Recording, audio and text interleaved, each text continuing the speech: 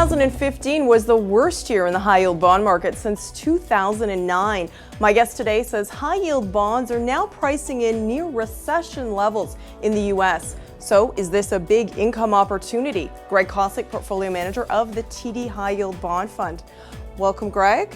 Great to be here. Why are we having this huge near recession levels in the U.S.? Well, there was several factors over the last several years. I mean, the most immediate, well-known factor is the energy sell-off, and that is used that's blamed. That's the reason for some of the sell-off over the last several months in the high-yield space.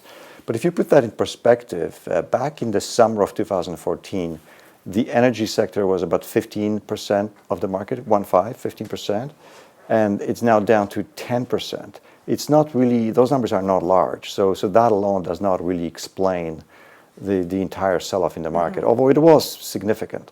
So it's really a number of other things. People are looking at China. Is the slowdown in China saying something about global growth, not just commodity decline, but global growth in general?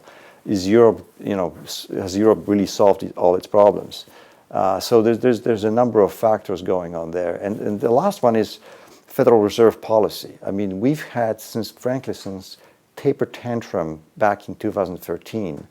I think the Fed has really been in a tightening mode. Even though they really tightened all in the back in December, they really have been talking about tightening for so long now that the market finally has become less stable just because of some of those threats of rising interest rates.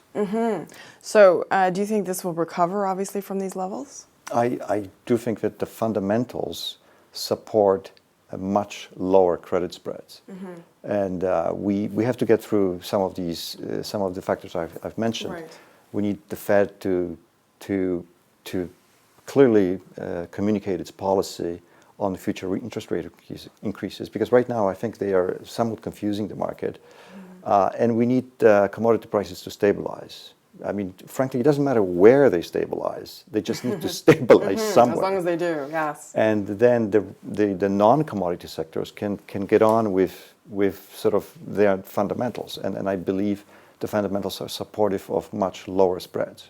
Now, you brought a chart, so let's take a look at that, because the yield levels just seem huge to me. Yes, that's right. So if you look at the current levels, all-in yield is around 10% in the market. A little less now because we had a bit of a rally over the last week. Okay. So let's call it 9.5% right now. 2.5 years ago, back in 2013, the yields were 5.25. So we have almost doubled the overall yield from 5 to 10. And now if you go back a little longer, if you go back to the U.S. debt downgrade and the debate where the U.S. government may default or not default on its debt back in 2011, the yields were almost 10% back then as well. There was a bit of a scare in the market about what's happening in the U.S. So we did the whole round trip. Yield was 10% 5 years ago, back down to 5% in 2013 when everything was fantastic, and now suddenly we're back to 10%. Because the 10% of the market, which is energy, is supposedly going to derail the whole economy in the U.S., and I think that's way overdone. So where are the opportunities then? Are they in those energy resource sectors? There are some, but it's very difficult to scale into that within the high yield space. It's very difficult to really pick the right names within the energy space. A little easier in the metals space, and I'll get back to that in a second. Okay. So we are doing a little bit of bottom fishing in those two sectors, but very limited and very slowly. We're really more interested in the rest of the U.S. economy. So anything to do with consumer spending. So some retailers, some of the auto-related supply chain companies, some of the media companies, telecom companies. Healthcare, frankly, non-related to any cycle, unrelated to energy at all. Yeah. That even has sold off. So we're looking at several sectors that are completely U.S.-centric, that have very little to do with what's happening in Saudi Arabia. And we're taking advantage of some of this sell-off right now. All right. And anything in the energy space?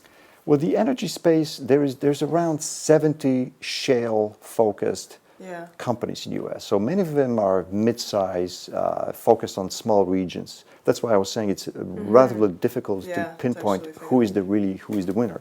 The better way for us to take advantage of energies is names like Teck Resources, which is a metals mining company, but it is developing, has a stake in an energy project in Alberta.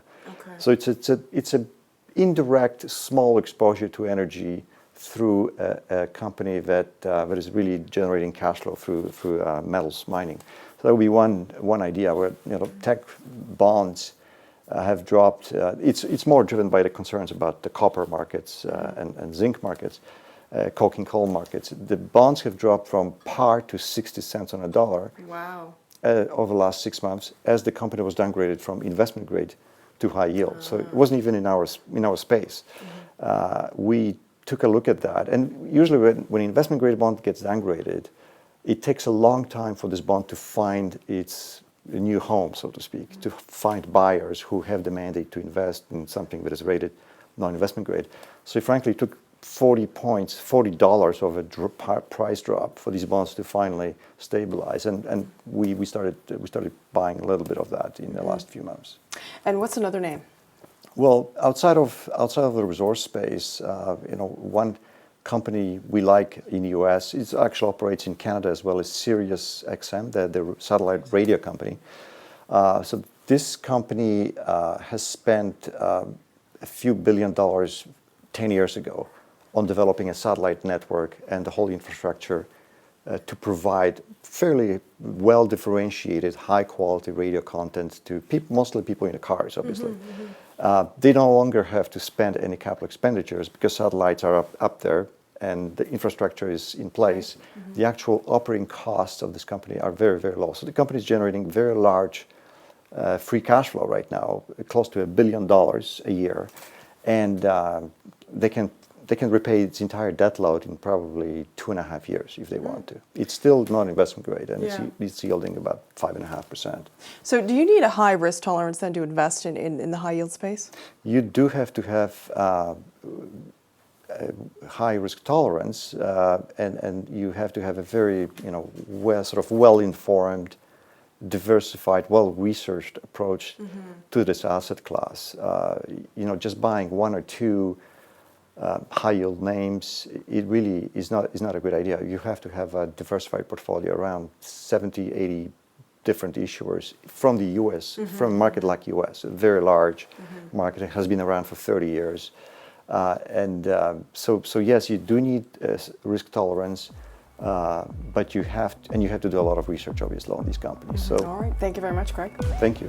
I've been joined by Greg Kocik, portfolio manager of the TD High Yield Bond Fund. Thanks for watching.